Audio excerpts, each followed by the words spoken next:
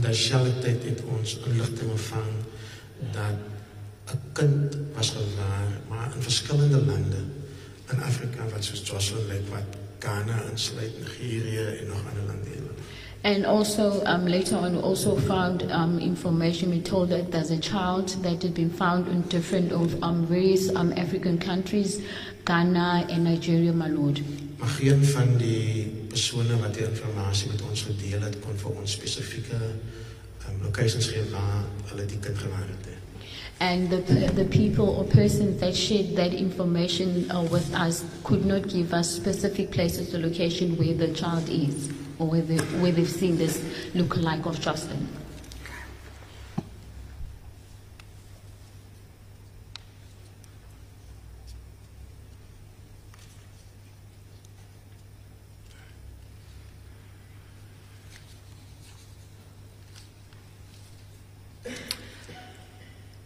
In short, I think,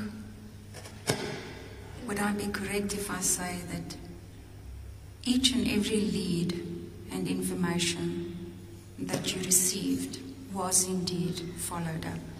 Kan ek maar sê kortlik elke informasie wat julle gekry het, daardie informasie opgevolg?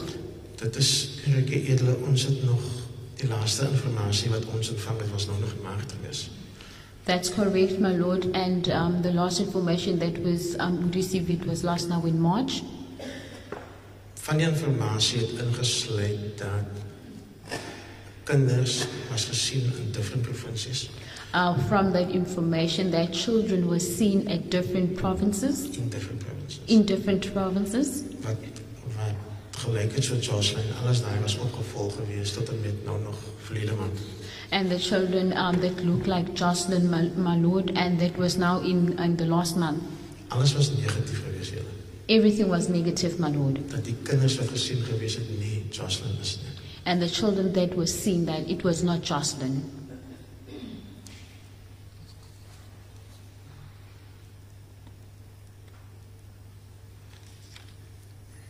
And is it correct that that is still the position, even though this trial is happening and proceeding?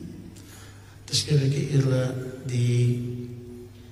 tydens die verhoor het dan nog inligting uitgekom waarvan die ander gedeelte van my kantoor, die ander lede wat hier is, hulle is besig om daai informasie op te volg. That's correct, my lord, because during the time the trial information, but other people from our office that are not here are following up on that information. So die soek na Jocelyn gaan nog steeds voort. The search of Jocelyn is still continuing.